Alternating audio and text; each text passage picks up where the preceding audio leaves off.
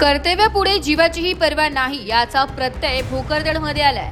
मुसळधार पावसात जीवाला धोका असतानाही विद्युत खांबावर चढून तांत्रिक बिघाड दूर करत शहराचा वीज पुरवठा सुरळीत करणारे महावितरणाचे लाईनमन दीपक देवरे यांच्या धाडसी कर्तव्यनिष्ठेची राज्यभर चर्चा रंगली आहे। त्यांच्या कामाचा व्हिडिओ सोशल मीडियावर प्रचंड व्हायरल झाल्यानंतर ऊर्जा राज्यमंत्री मेघना बोर्डीकर यांनी स्वतः व्हिडिओ कॉलद्वारे संवाद साधत त्यांच्या कार्याचे विशेष कौतुक केले। गुरुवारी दिनांक 30 जुलै रोजी भोकरदन शहरात मुसळधार पावसामुळे वीज पुरवठा खंडित झाला होता। नागरिक अंधारात असताना परिस्थितीची गंभीरता ओळखून दीपक देवरे यांनी प्रतिकूल हवामानाची तमा न बाळगता विद्युत खांबावर चढून तांत्रिक बिघाड दूर केलाय। त्यांच्या अथक प्रयत्नांमुळे काही वेळातच शहराचा वीज पुरवठा पूर्ववत झाला। दीपक देवरे यांच्या धाडसी कामगिरीचा व्हिडिओ सध्या सोशल मीडियावर मोठ्या प्रमाणात व्हायरल झालाय।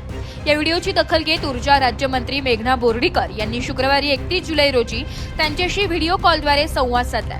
त्यांनी त्यांच्या कर्तव्यनिष्ठेचे मनापासून अभिनंदन करत भविष्यातही याच समर्पित भावनेने जनसेवा करण्याचा विश्वास व्यक्त केलाय।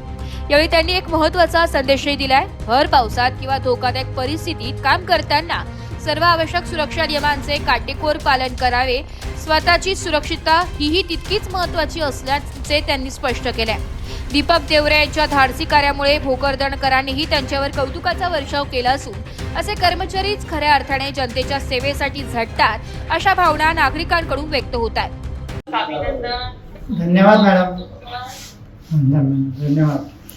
बिकट परिस्थितीत तुम्ही नेहमीच काम आहे तुमच्यासाठी, परंतु अशा आता रेड अलर्ट सांगितलेला होता आणि आपल्याला लोकांना वीज पुरवठा चालू करण्यासाठी तुम्ही जी काही कष्ट घेता त्याचं खरंच कौतुक आहे। तुमच्या सगळ्यांच्या मेहनतीमुळेच आपण लोकांना चांगल्या पद्धतीने वीज देऊ शकतो, पण स्वतःची काळजी पण घेत जा।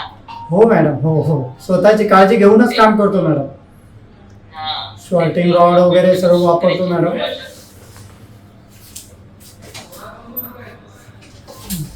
तुमच्या सगळ्यांचं कौतुक। धन्यवाद मॅडम।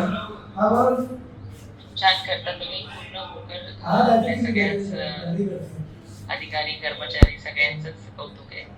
Thank you madam. चला भेटूया कधी। हो। मराठी न्यूज साठी तालुका प्रतिनिधी अमोल शिंदे, भोकरदन।